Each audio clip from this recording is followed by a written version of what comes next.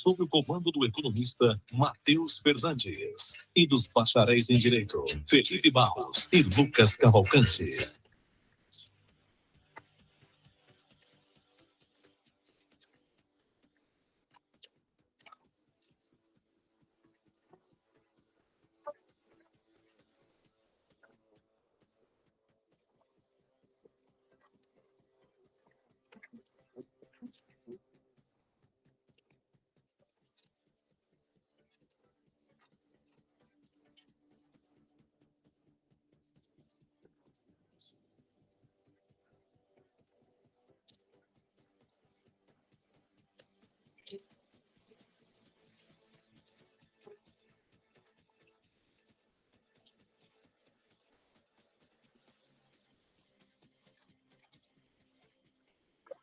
Matheus Fernandes. São 12h02 na 102.3 FM, na Rádio Marano, a rádio que todo mundo ouve. E a partir de agora é o Quarto Poder que está chegando na área, meus amigos. Dia 18 de janeiro de 2022.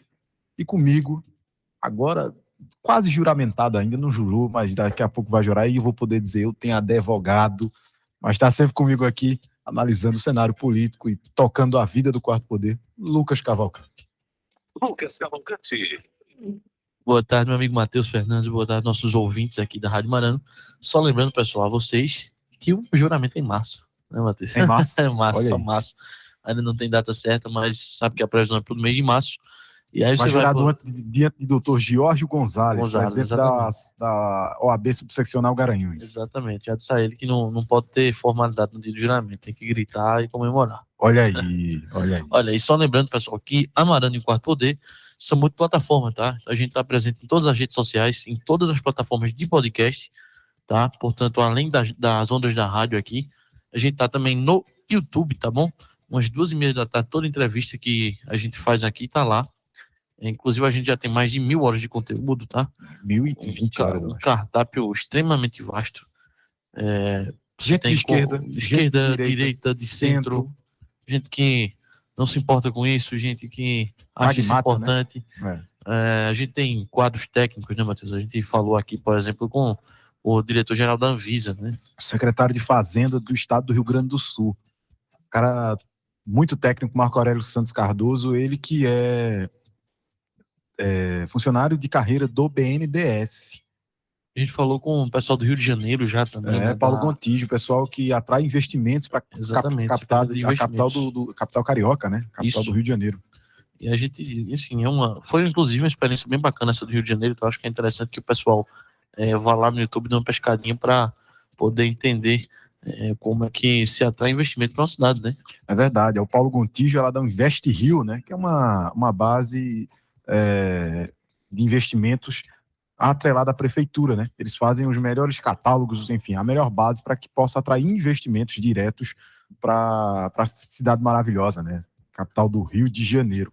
Mas é isso, meus amigos. Hoje a gente vai tratar também de uma entrevista com um dos jovens com maior possibilidade, né, de sucesso político aqui no estado de Pernambuco. São 12h05, vou deixar vocês curiosos. Daqui a pouquinho a gente volta e conta quem é que vai bater esse papo com a gente. Mas quem for curioso ao extremo, como é que faz, Lucas? Para nossas redes sociais, tá bom? No Instagram, @QP4Poder, verifica nossos stories e você já vai saber quem é o convidado de hoje. 12h06, a gente vai para um rápido intervalo e volta daqui a pouquinho, não é isso, Matheus? É exatamente isso.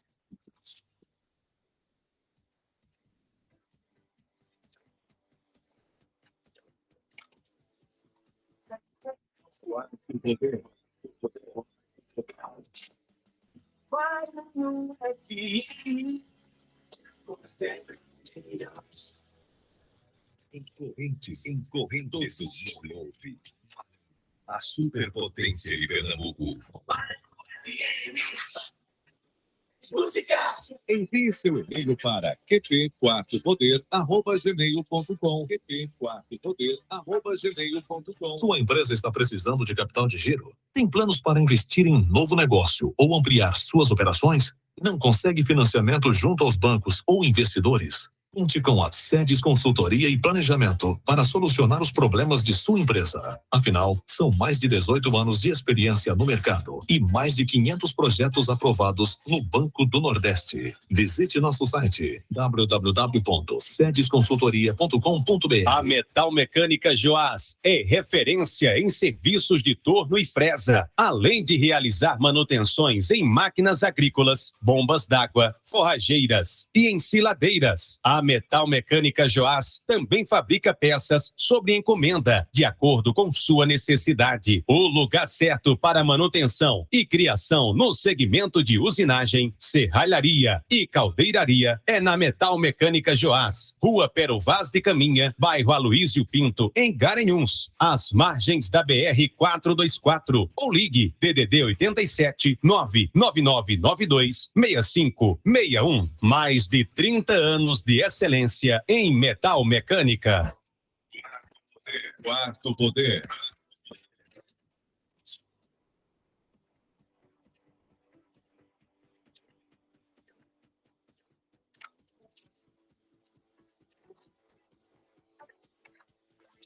Matheus Fernandes. 12h08, estamos de volta, sem mais delongas. Hoje é a Paloma Custódio que fala com a gente, tá? Tempo e temperatura na região Nordeste. Segundo ela, previsão de tempo firme e ensolarado na região nordestina brasileira. Vamos ouvir. E agora, o tempo e a temperatura. O tempo segue firme e ensolarado em partes da região Nordeste nesta terça-feira, 18 de janeiro, principalmente no interior da Bahia e interior de Pernambuco e Sergipe. No Rio Grande do Norte, norte do Maranhão, Piauí e Ceará, a previsão é de sol entre nuvens e chuva a qualquer hora. Já em grande parte do interior nordestino, a expectativa é de sol, intercalando com períodos de chuva. A temperatura mínima fica em torno dos 18 graus, com máxima de 33, e a umidade relativa do ar pode variar entre 100% e 30%. As informações são do Somar Meteorologia. Paloma Custódio, o tempo e a temperatura.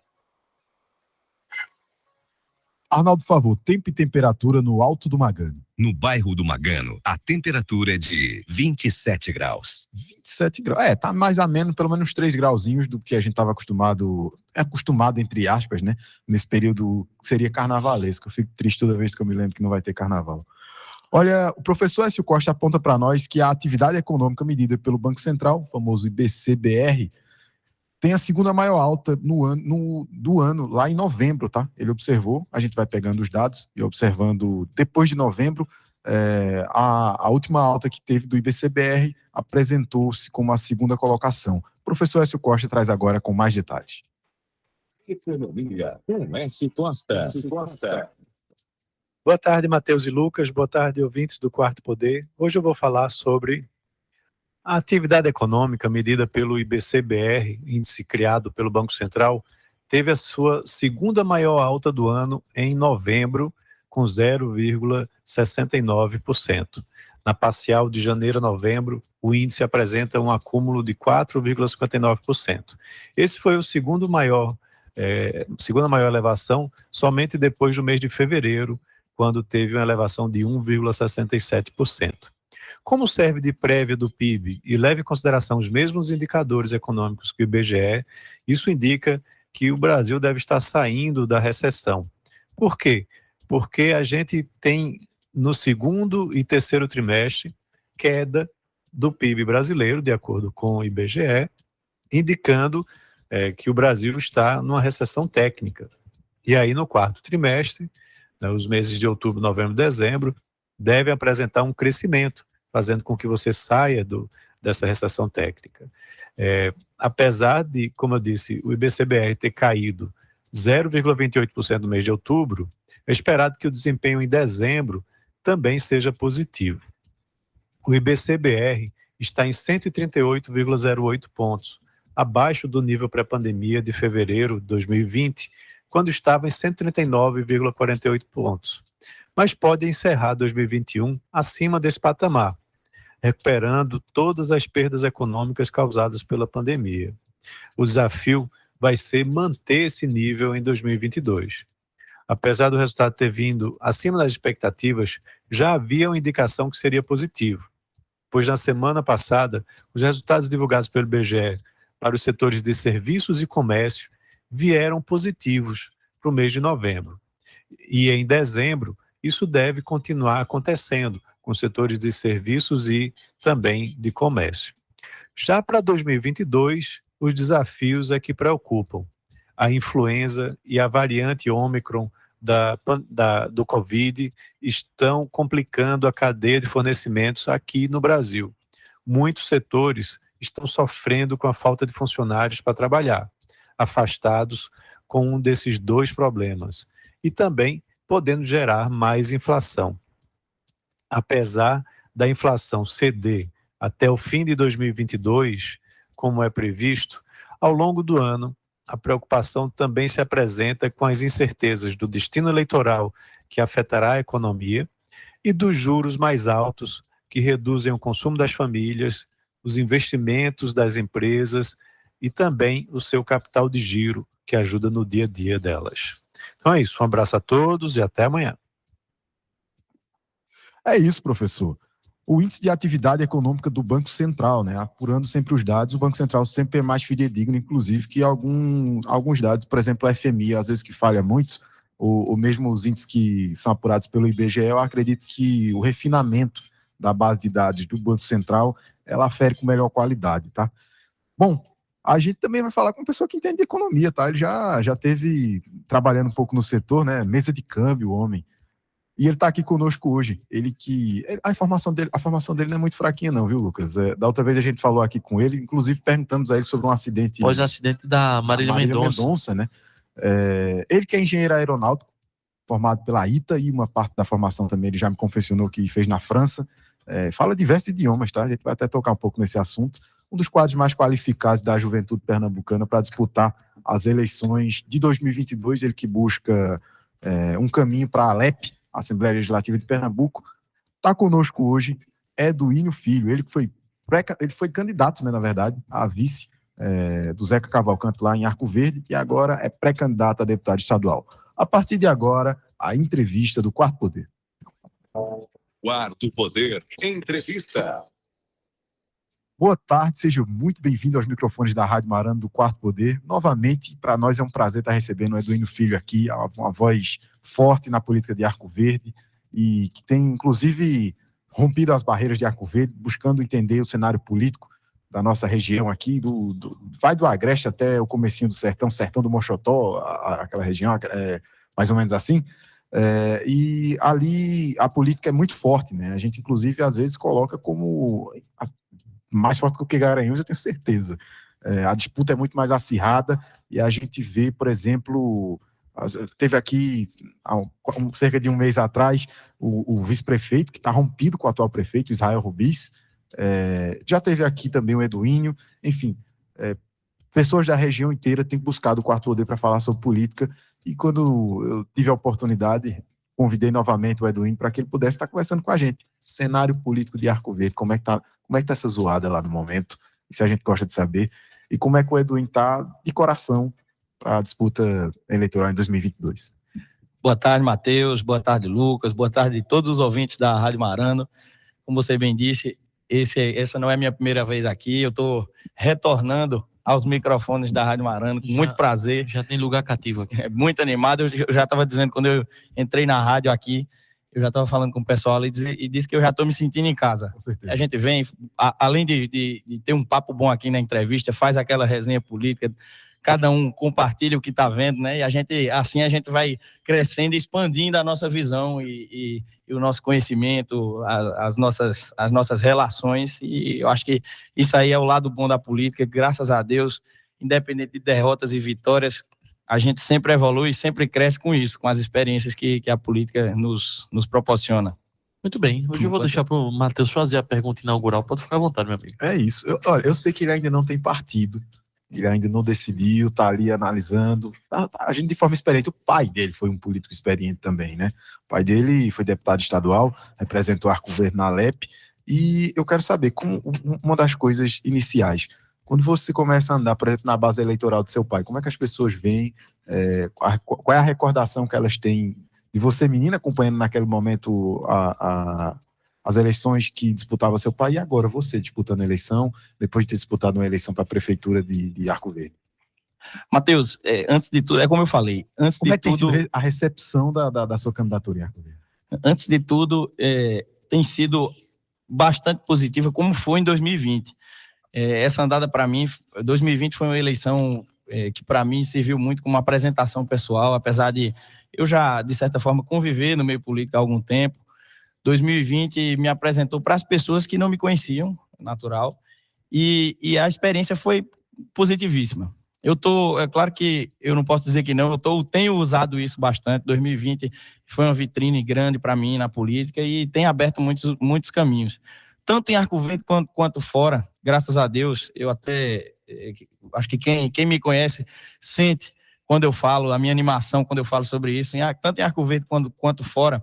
A gente tem tido uma recepção muito grande das pessoas que já conheciam a gente, que já tinham convivido.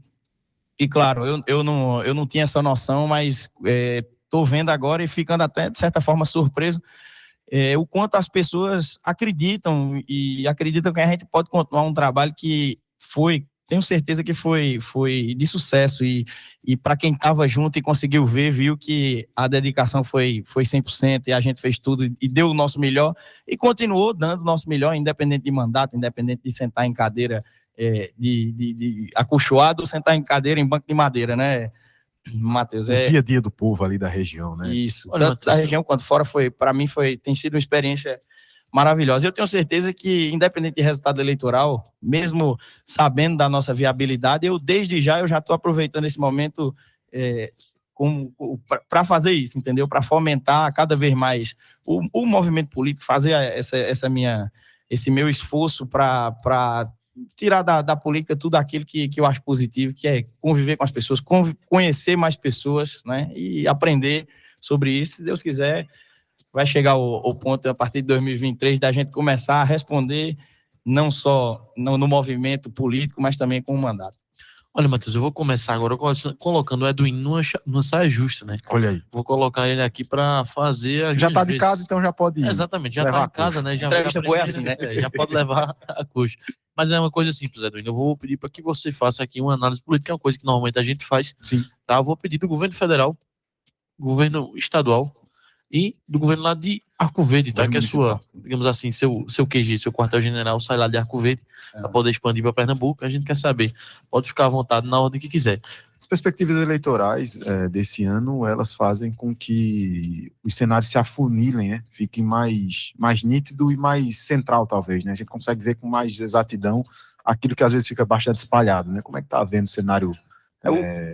Vamos começar pelo mais fácil, né, Lucas? O cenário nacional, eu acho que ele é bem mais direto, ele é bem evidente. A gente está vendo que, graças a Deus, a gente chegou no ano de eleição, a gente estava esperando por isso há muito tempo, porque eu tenho a certeza que acho que vários pernambucanos têm, a grande maioria dos pernambucanos tem, que a gente precisa mudar o cenário, a gente precisa mudar, tirar esse governo que, infelizmente, tem tratado a gente muitas vezes, até como bicho, digamos assim.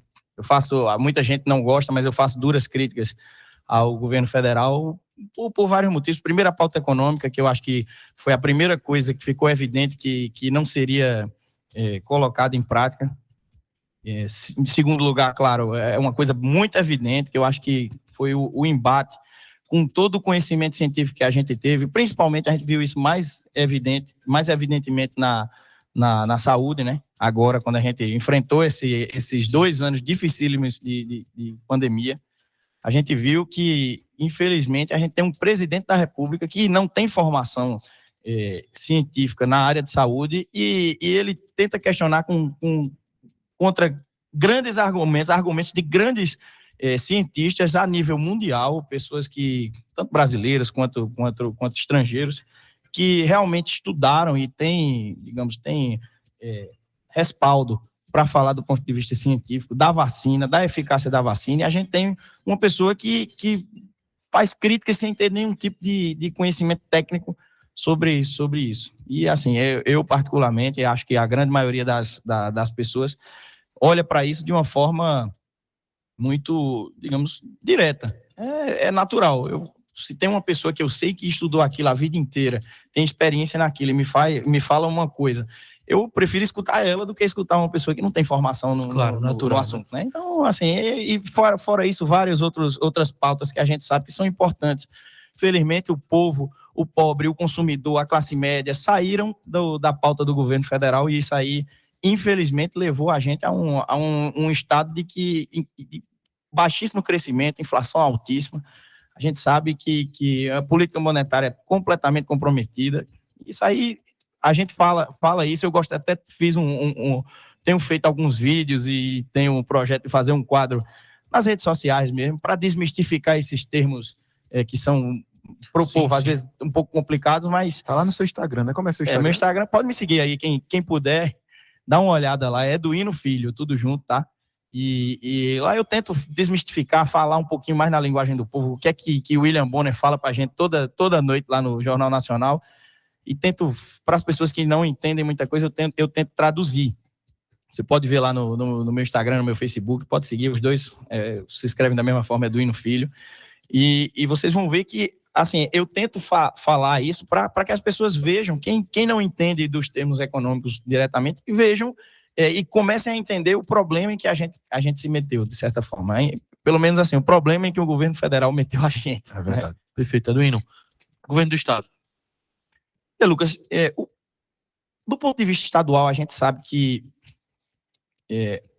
um governo estadual, ele naturalmente, ele detém aí, se você for olhar, 22% da distribuição de todos os impostos, né, aproximadamente. Sim. Então, a gente sabe que, se a gente for falar de economia, a gente tem que falar bem mais do governo federal, só que a gente sabe também que existem alguns pontos em que o governo estadual, de certa forma, falha, resolve a vida das pessoas, eu digo, um governo estadual, né?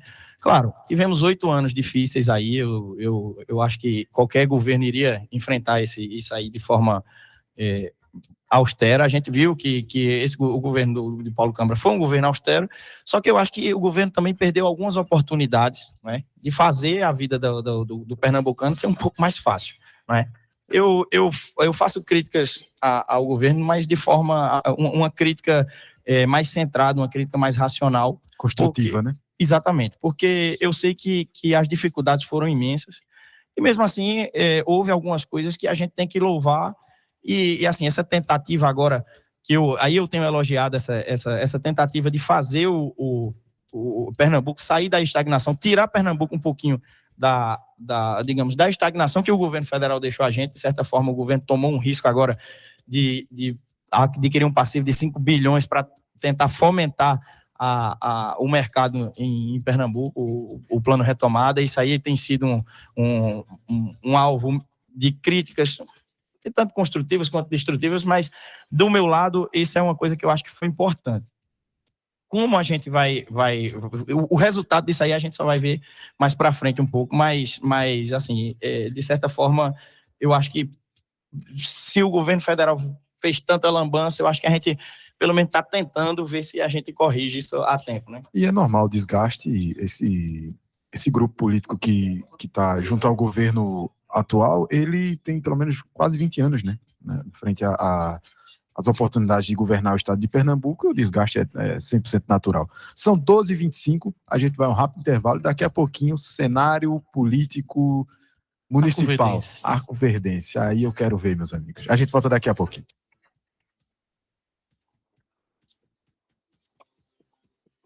Quarto Poder, você sempre atualizado com o melhor conteúdo da notícia.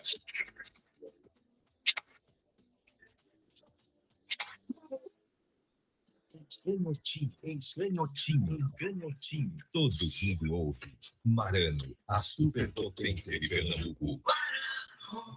O Quarto Poder está sempre com você. Acompanhe nossos programas e matérias em nosso canal no YouTube, Twitter, Face e Instagram. Sua empresa está precisando de capital de giro? Tem planos para investir em novo negócio ou ampliar suas operações? Não consegue financiamento junto aos bancos ou investidores? Conte com a Sedes Consultoria e Planejamento para solucionar os problemas de sua empresa. Afinal, são mais de 18 anos de experiência no mercado e mais de 500 projetos aprovados no Banco do Nordeste. Visite nosso site www.sedesconsultoria.com.br. A Metal Mecânica Joás é referência em serviços de torno e fresa, além de realizar manutenções em máquinas agrícolas, bombas d'água, forrageiras e ensiladeiras. A Metal Mecânica Joás também fabrica peças sob encomenda, de acordo com sua necessidade. O lugar certo para manutenção e criação no segmento de usinagem, serralharia e caldeiraria é na Metal Mecânica Joás, Rua Pero Vaz de Caminha, bairro Aloísio Pinto, em Garanhuns, às margens da BR-424. Ou ligue DDD 87 99992 6561. Mais de 30 anos de excelência em metal mecânica.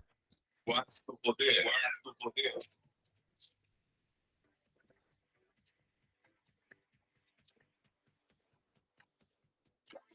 Matheus Fernandes. 12h27, estamos de volta hoje recebendo Eduíno Filho. Ele que é um jovem promissor da política pernambucana, tem um currículo invejável. E uma das coisas que eu e o Lucas sempre colocamos aqui é uma questão bem central, tá? Pra gente que é... Eu sou um pouco mais velho, acredito que sou mais velho que os dois, inclusive, aqui. Mas a gente fica sempre feliz, né, Lucas? Quando um jovem se dispõe a colocar o nome na disputa eleitoral, na disputa política.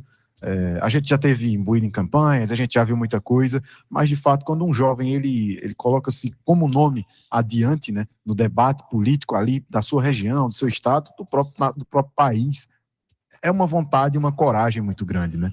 Então, por exemplo, o Eduíno tem um currículo, como a gente já falou, de engenheiro aeronáutico, trabalha com incorporadora, enfim, tem a vida dele para tocar, mas de fato ele se preocupa com essa questão que eu já vi muitas vezes, ele tentar conciliar a economia com o social, entender quais são as dificuldades, o que precisa para atender o povo. Então, ele vai falar do povo dele agora. Ele vai falar de Arco Verde. Você tinha feito uma questão, né, Lucas? Olha, Matheus, eu tinha perguntado no bloco anterior uma avaliação. Coloquei o Eduíno aqui para fazer uma espécie de análise, que é o que a gente faz quase todo dia, do governo federal, estadual e do governo municipal de Arco Verde, que é ali, digamos assim, a base central da base eleitoral do Eduíno, tá? Então, ele respondeu já ao governo federal. Quem perdeu, vai estar no YouTube mais tarde, tá bom? Governo estadual, agora eu quero saber do governo de Arco Verde.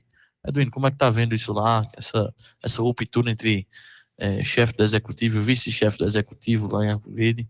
Conta um pouquinho pra gente da tua percepção. Rompimentos, inclusive com o presidente da Câmara também houve um certo rompimento em algum momento. Agora lançam já tinha o Eduíno, aí em sequência, isso aí pelo campo das oposições, né?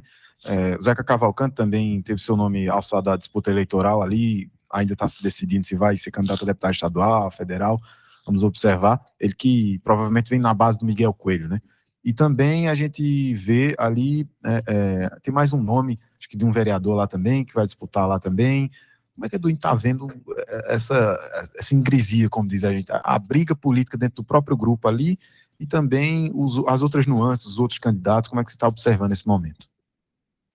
Matheus, como vocês bem falaram, né, Lucas abriu, você também complementou, o cenário em Arco Verde, eu diria que ele está bem animado, né, o caldeirão está começando a borbulhar e a gente, quem vive em política e milita por gostar, adora isso, porque isso aí fomenta o debate e sempre que a gente tem debate, a gente sabe que a gente tem oportunidades boas, tanto de mostrar, que quem tem conhecimento tem oportunidade de mostrar e o povo tem a oportunidade de julgar, né?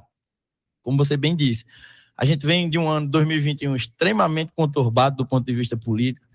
A Arco Verde teve o quê? 2 prefeitos, né? Se você for olhar no horizonte, eu vou botar um mesinho a mais aí, no horizonte de 14 meses, Verdade. a Arco Verde teve 3 prefeitos, não é? E a gente, de certa forma, viu que 2021 foi um ano muito, muito conturbado. Então, é natural que a gente não tenha ainda um governo com 100% de estabilidade, 100% fica até complicado a gente fazer uma análise, mas depois de um ano, digamos, da primeira posse, eu acho que a gente precisa fazer, né? É necessário, né? É necessário. Vê só, Matheus, é claro que eu não faço parte do grupo político diretamente de situação, Eu hoje fui candidato pela oposição. Hoje a gente, claro, faz uma oposição responsável. Eu tento não fazer críticas, Afobadas, aquelas né? críticas afobadas. A gente tende claro, a ter e a gente tem uma relação muito boa também com muitas pessoas da situação. Eu até brinquei, encontrei o prefeito de Arco Verde, o Wellington, uma certa vez, e disse a ele: olha, talvez você tenha mais dificuldade com essa turma da situação do que a oposição, porque a gente, se fizer qualquer tipo de crítica, vai ser mais para ajudar, porque a gente pensa em Arco Verde, e pode ter certeza disso. Ele brincou também. Essa relação pessoal é tranquila, muito, até saudável, eu diria.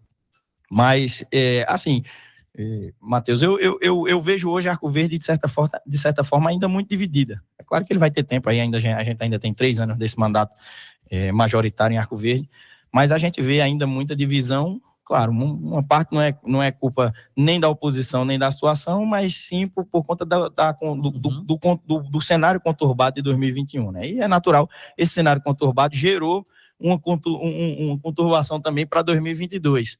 A gente já teve um momento em que a gente tinha várias candidaturas colocadas, já teve muita gente postulando. Hoje, claro, a coisa já começou a afunilar, o pessoal já vai saindo, né? Essa questão que você falou, Zeca lançou o nome dele, nós fizemos parte, nós fomos uma chapa, ele como candidato a prefeito, eu como candidato a vice em 2020. Eu, da minha parte, eu posso dizer que lancei minha pré-candidatura de forma muito tranquila, porque foi algo que aconteceu até de forma natural. Isso é uma das coisas que me surpreende. O pessoal começou a falar nisso, falar, e você sabe, né? Muitas vezes o povo repete tantas coisas que você começa É uma convocação, né? Exatamente. Talvez tenha sido uma convocação natural, e chegou um ponto em que eu olhei, consultei o grupo, consultei o próprio Zeca, e a gente viu essa possibilidade.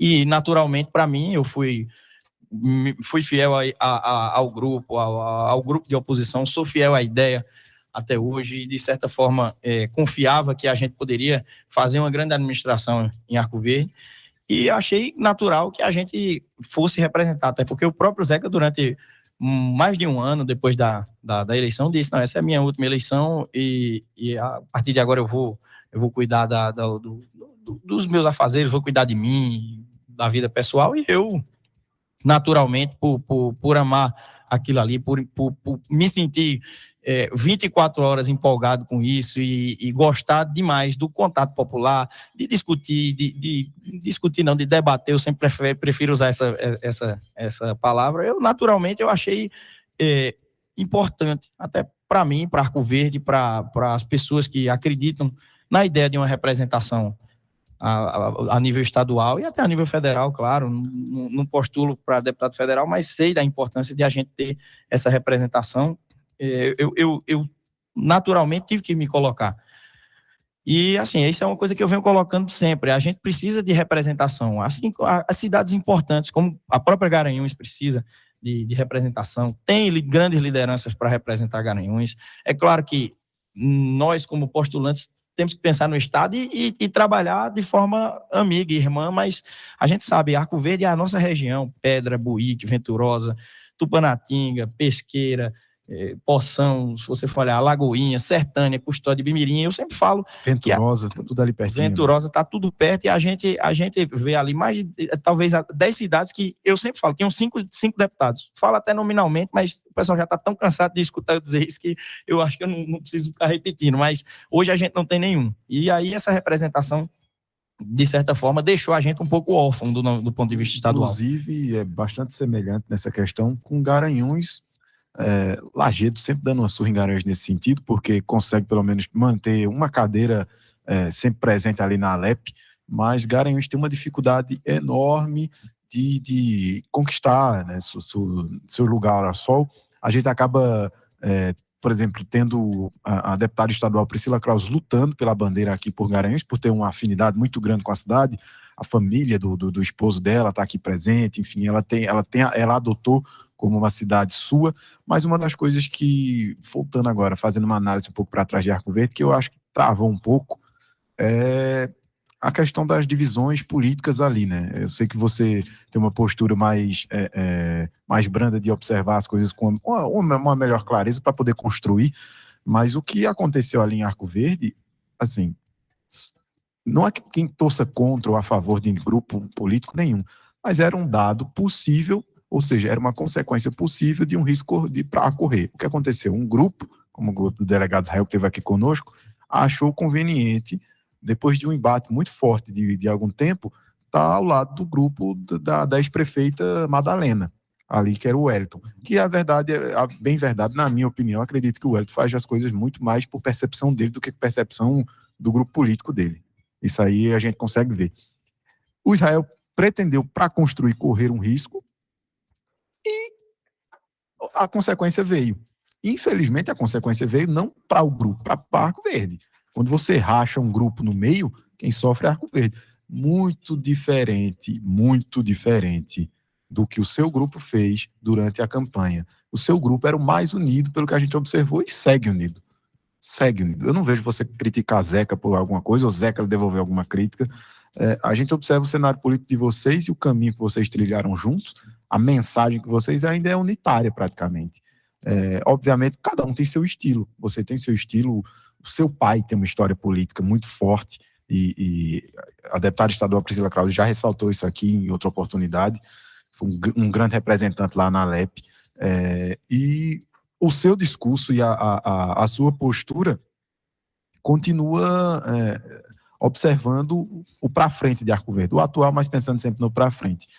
Olha, Matheus, o executivo lá, nesse momento, que tem essa divisão, e assim, em muita coisa que o delegado Israel falou aqui, eu concordo. Não tenho que tirar nem pôr. Isso aí eu tô falando por mim, tá? Não tô falando pelo Eduínio ou por alguém. Tô falando por mim. Que um aumento salarial na pandemia, que corre o Brasil inteiro como notícia, eu acho que não é positivo para Arco Verde. De forma alguma. E é por isso que surgem o seu nome no debate. O nome de Zeca, o nome de outros, mas o seu nome no debate. Porque há no povo, isso não sou eu que estou dizendo, há no povo uma perspectiva de mudança muito grande. Muito grande. Os novos candidatos, por exemplo, até a nível estadual, como Raquel Lira, vai estar aqui sexta-feira, já não é mais segredo, ela contou ontem, vai estar aqui sexta-feira, 11 da manhã, no Quarto Poder. Ela, Anderson Ferreira, Armando Monteiro e Isaías Regis Neto estarão aqui na sexta-feira. O Levanta Pernambuco teve ontem em Gravatá e agora segue para Garanhuns. Está na Água, Salão da Água, 19 horas. São ventos de mudança. Você acha, agora eu vou fazer uma pergunta mais simples, você acha que a juventude, o espírito da juventude, aquela vontade que a gente tem quando é mais jovem, ajuda mais ou prejudica mais na disputa eleitoral? Com toda certeza, do ponto de vista não só eleitoral, mas de abrir portas e fazer as pessoas receberem você com um olhar um pouco mais esperançoso, ajuda demais.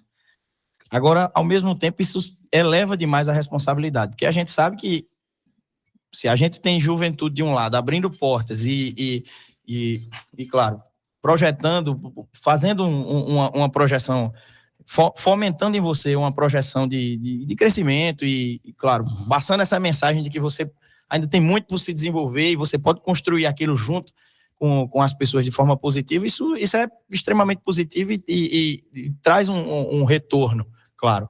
Por outro lado, isso eleva a responsabilidade, porque você sabe que você vai precisar conviver com um meio que é extremamente experiente. Claro. Aí é onde eu acredito que eu posso me dizer como privilegiado, porque eu tenho pessoas comigo que têm experiência na política, que já viveram sentados ali, pessoas que eu desde pequeno escuto.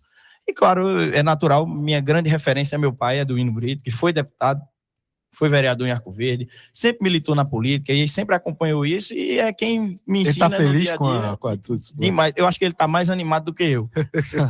Olha, a gente vai para um rápido intervalo agora, tá? Daqui a pouco a gente retorna. Estamos com o Eduínio Filho hoje, que é lá de Arco Verde, pré-candidato a deputado estadual. Daqui a pouco a gente retorna. 12h40. Quarto poder.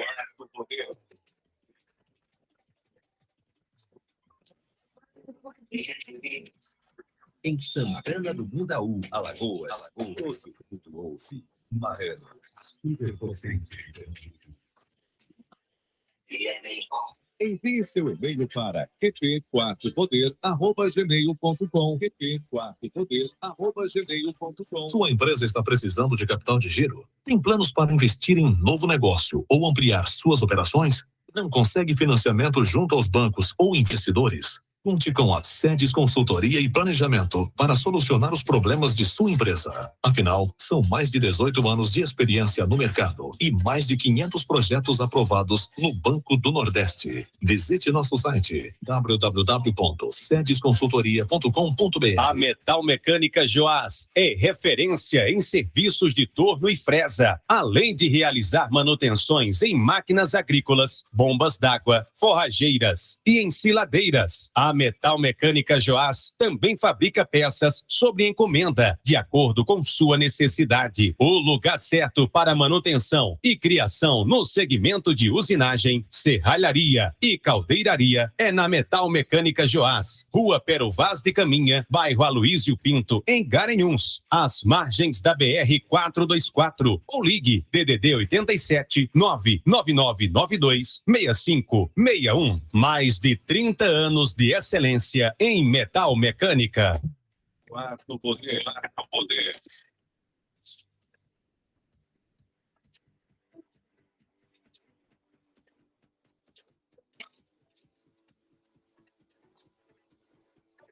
Lucas Cavalcante. E retornamos. Olha, Eduino, tinha perguntado há pouco da questão do governo de Arco Verde, né? Você deu sua percepção aqui, mas teve um caso especificamente, o Matheus comentou aqui, sobre o aumento salarial lá de Arco Verde, né? Do executivo e do secretariado. O salário do prefeito, salvo engano, foi para 26 mil, e o do secretário já é para dobrou, né? Se não me engano lá.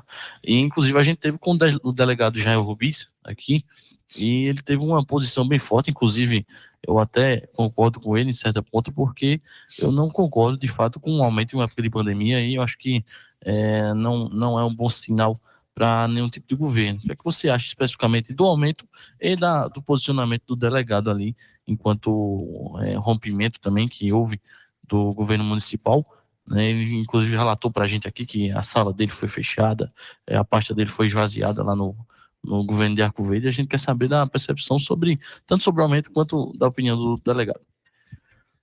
Lucas, assim, eu acho que isso aí é um pouco unânime, né? A gente sabe que em um momento de pandemia é simbólico. Qualquer tipo de gasto público que não fosse direcionado para isso é simbólico, porque a gente vê até amigos e pessoas conhecidas que perderam a vida por conta disso, e a gente sabe que em um momento de pandemia é muito difícil você se arriscar, tanto do ponto de vista político, tanto do ponto de vista financeiro. E a gente sabe que o aumento talvez não tenha vindo numa boa hora. E é claro que, além de não ter vindo numa boa hora, talvez pisaram um pouquinho demais no acelerador. É claro que eu sei da responsabilidade de um cargo de ser prefeito de Arco Verde. Ser prefeito de Arco Verde, para mim, é uma grande missão, é algo muito importante para digamos assim, é uma tarefa difícil que precisa ser valorizada. Um prefeito de Arco Verde tem muita responsabilidade, só que eu acho que pisaram demais no acelerador nisso aí. Para aqui, que é maior que 18 governadores. Na verdade, quando a gente viu as comparações, ficou maior do que 20 capitais, né? Então, assim, é claro que a gente sabe que o valor talvez tenham pisado demais no acelerador. Arco Verde é uma cidade de 75 mil habitantes, claro que é uma grande missão cuidar de uma cidade tão importante, mas a gente sabe que talvez foi pisado um pouquinho no acelerador. E aí eu faço essa crítica, de certa forma, Lucas, eu tento fazer a crítica de forma um pouco mais sóbria. Né? Sim, eu até vi as notícias e o que Israel tinha falado, mas assim, se você for, vamos fazer uma análise, né, do que aconteceu em Arco Verde desde 2000, acho que início de 2020. O próprio Israel, ele durante muito tempo, ele criticou muito a prefeita de Arco Verde, Madalena, né? Ela era vista como corrupta e muitas vezes por ele, né? Era corrupta, ela era a pior prefeita da história de Arco Verde. E a gente de pré-campanha dele. Um discurso de pré-campanha e andava, até engraçado, que a gente ficava brincando durante a campanha, que era, a gente dizia que Israel era o pastinha, que ele andava com um calhamaço de papel, dizendo, eu tenho aqui um dossiê contra a Madalena, eu vou derrubar ela, e fez isso com outras pessoas também lá, né, com Zeca, falou disso aí, a gente, de certa forma, isso ficou uma brincadeira saudável entre a gente, né? A gente ficou caricato. E assim, a gente viu, na primeira oportunidade eleitoral, quando houve uma aproximação, o discurso mudou, mas não foi em uma semana, né? Foi de um dia para o outro. A gente já viu ele dizer que ela tinha sido a melhor prefeita de Arco Verde, que merecia todos os louros e etc. Eu acho que não está em tempo de fazer críticas mais ao governo de Madalena. A gente sabe que o governo dela já acabou. A teve a doutora Sibeli também, que disputou ali naquele momento, né? São três candidaturas, no caso. Foram 3 candidaturas. Ali, nessa época, a gente viu, eu não estou na posição de fazer mais crítica ao governo Madalena ou elogio, porque eu acho que agora a gente tem que olhar para frente, olhar para o futuro e discutir o futuro. Mas, naturalmente, a gente tem que ver os movimentos que foram feitos politicamente, e a gente viu que esse discurso anticorrupção e que o governo era não estou dizendo nem que é nem que não era mais, porque eu acho que, sinceramente... A justiça decide, né? Mas a gente viu essa mudança da água para o vinho muito rápida, entendeu? E, de certa forma, eu não posso deixar de comparar isso. Claro.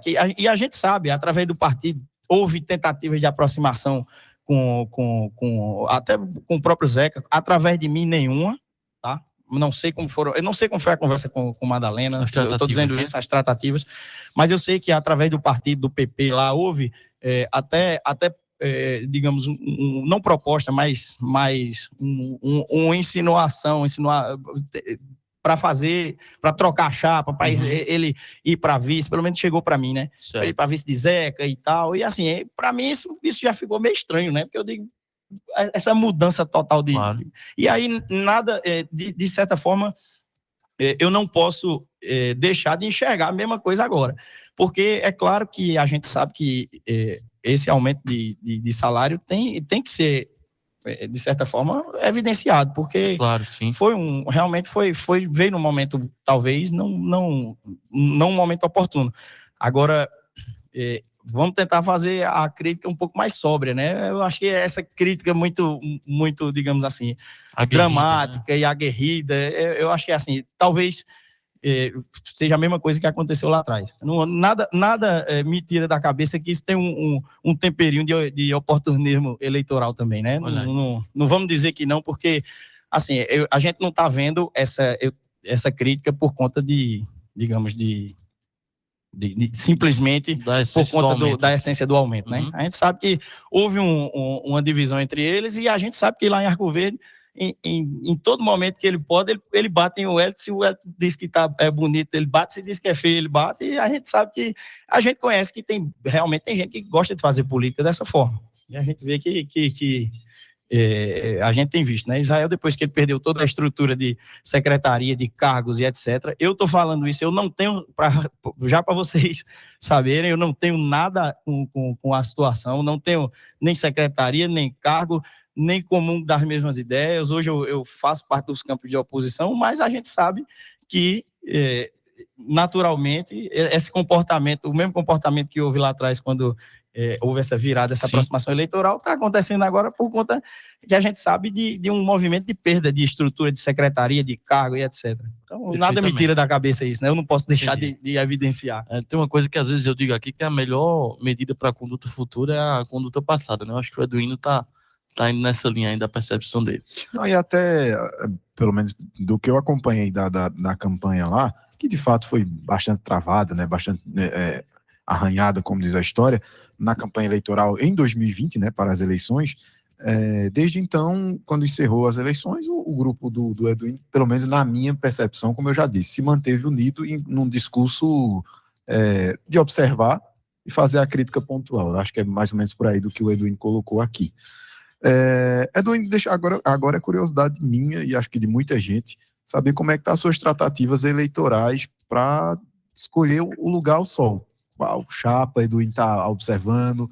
Muito paquerado, o partido é paquerador que é a fé, eu nunca vi igual não. Os partidos, eles gostam nesse momento de montarem as chapas e estarem observando, então lá tem voto, aqui tem voto, começa a buscar e tal, e obviamente, com o volume de votos que a chapa do Eduínio teve em 2020, obviamente seria natural que os partidos o procurassem e tentassem entender como é que ele está buscando o caminho dele na Alep. Quais são os partidos que tem buscado? Como é que pelo menos numere alguns partidos. Não precisa nomear, não. Pelo menos a numeração. Matheus, isso é muito engraçado, né? Porque você fala, tem coisa mais paqueradora do que partido. Mas depende, né? Eu acho que partido não gosta muito de paquerar tubarão, a não ser que o tubarão seja muito grande, né?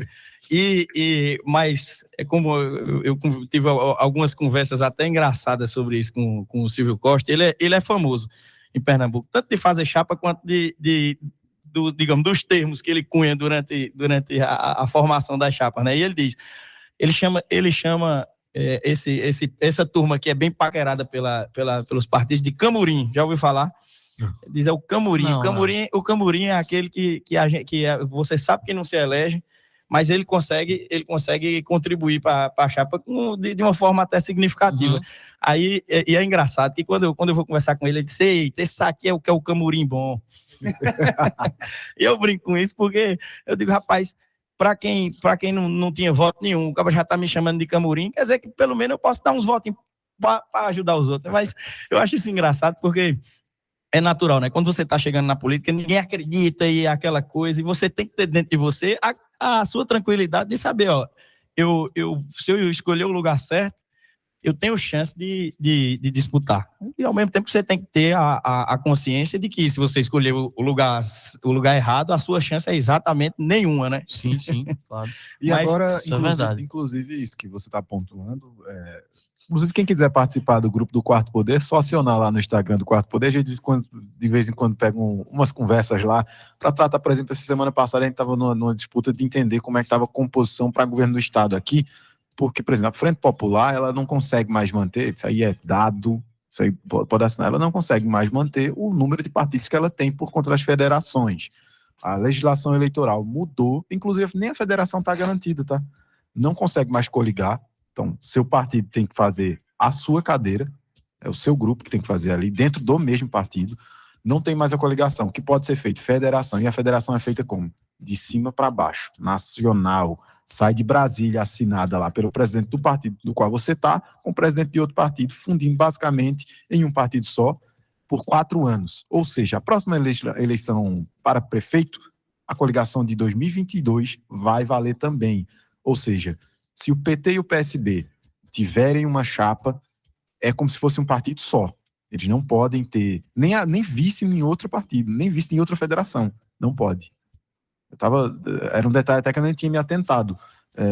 E isso prejudica assim, a nível estadual, porque as conjunturas são diferentes, né?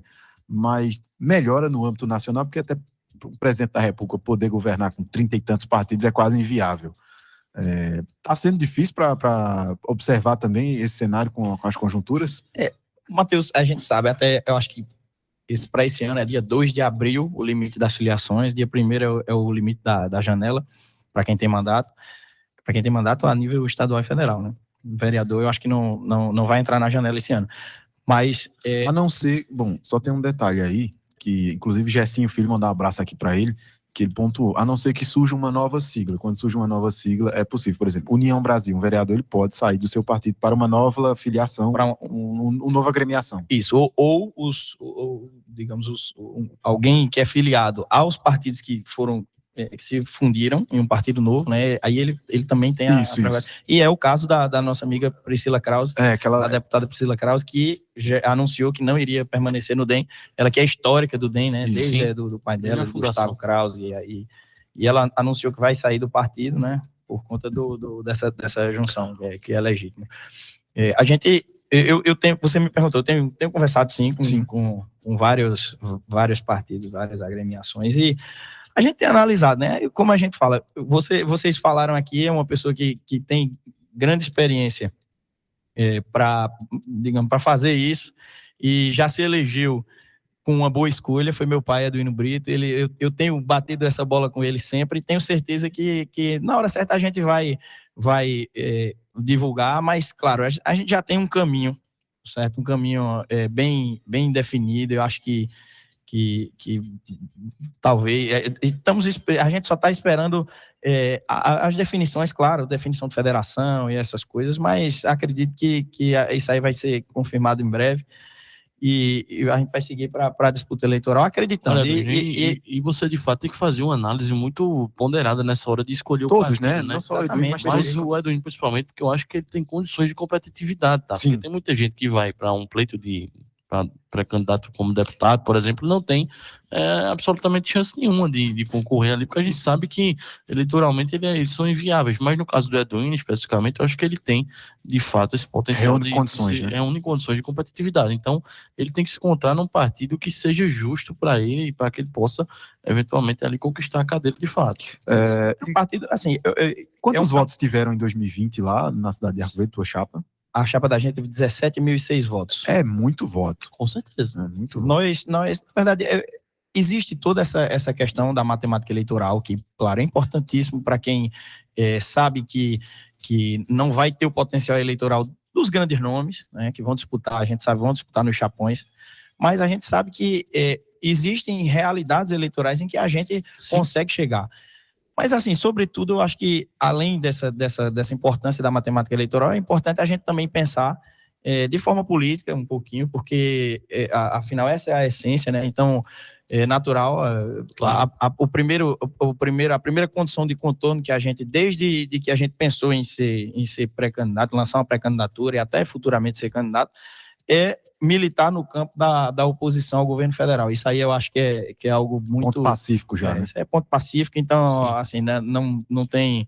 A gente não tem nenhum tipo nem de intenção e não existe nenhuma possibilidade de a gente ter qualquer tipo de posicionamento alinhado ao governo federal, porque a gente basicamente discorda se não de tudo, mas de quase tudo que vem sendo feito. Então, a gente sabe que é importante, né, nessa hora a gente pensar nas demandas populares, no aumento da fome. É importante a gente ver que o pobre está fora do orçamento.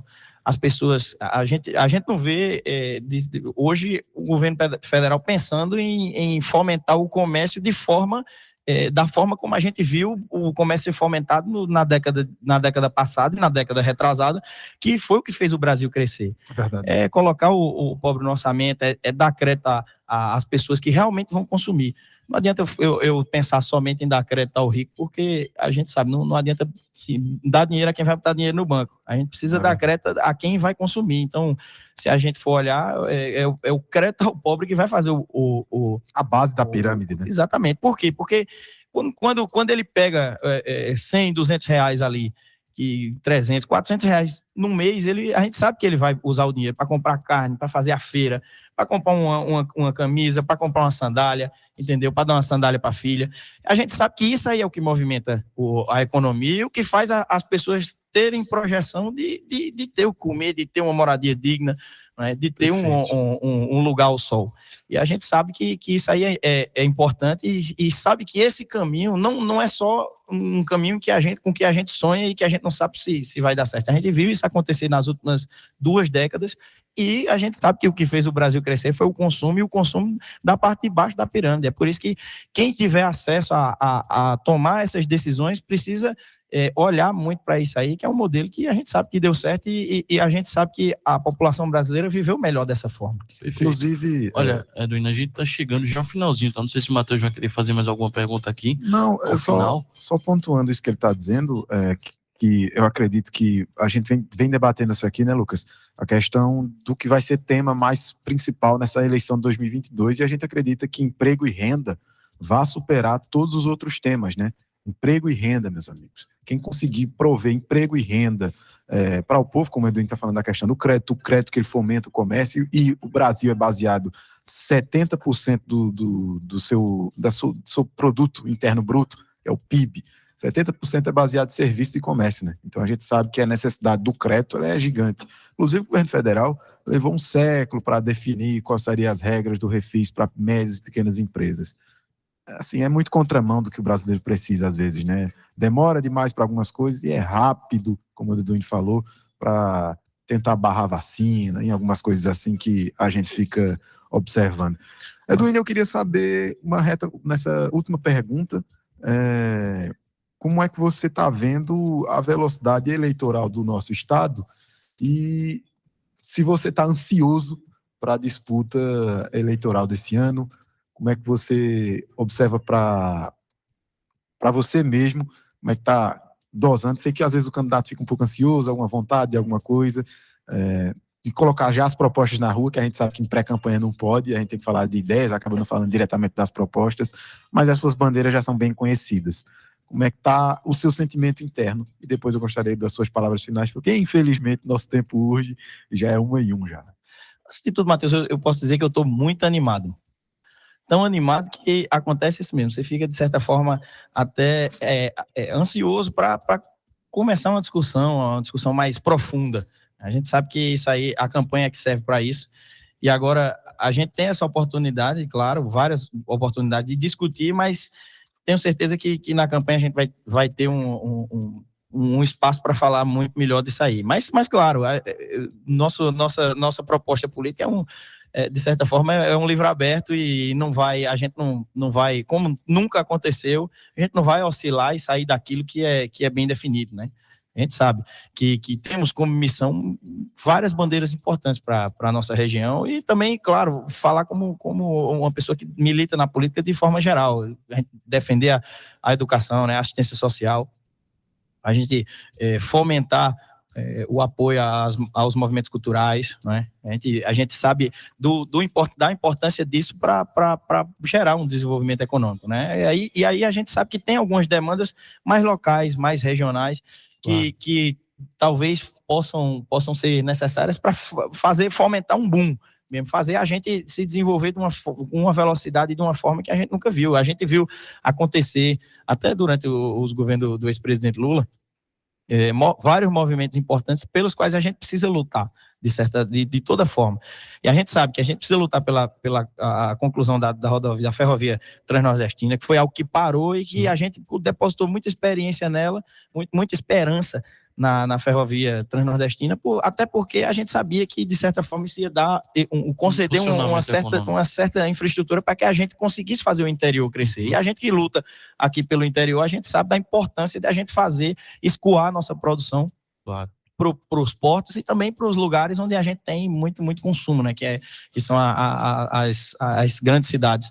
E a gente sabe da importância disso, a gente sabe da importância da ampliação e de agilizar a adutora do Agreste. A gente vê que, claro, o país como um todo teve dificuldades, mas eu acho que a gente está na hora de começar a pensar de novo nesses grandes projetos, porque a esperança da gente neles, que a gente teria eles prontos agora, coisas como a Transnordestina e a adutora do Agreste, em pleno funcionamento hoje, infelizmente, por N questões, a gente não conseguiu fazer.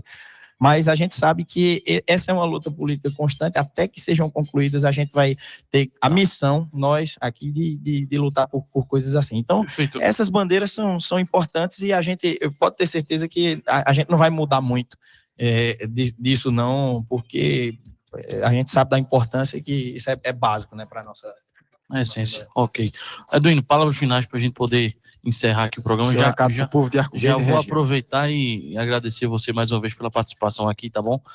Já vamos despedir por aqui. Matheus, valeu. Arnaldo, grande abraço. Vou deixar o Edwin encerrar o programa hoje com as palavras finais para dele. Eu quero agradecer, é uma honra, né?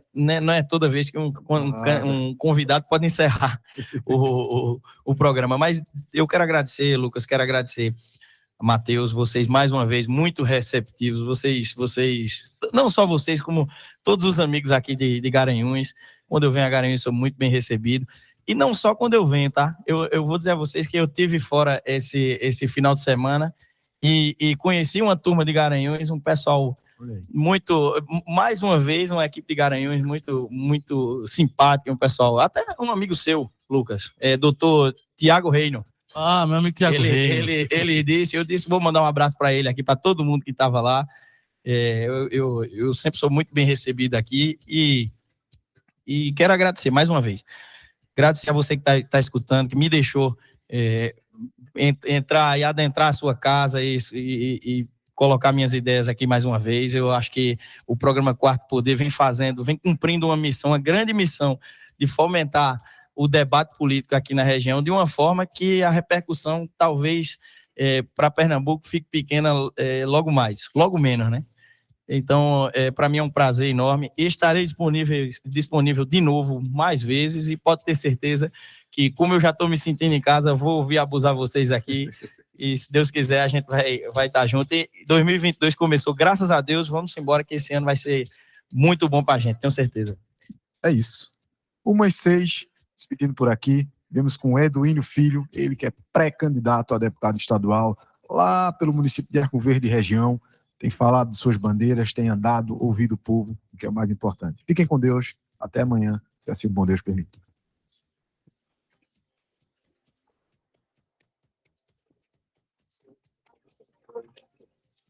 Você ouviu Quarto Poder, seu programa jornalístico com credibilidade e imparcialidade. Aqui se faz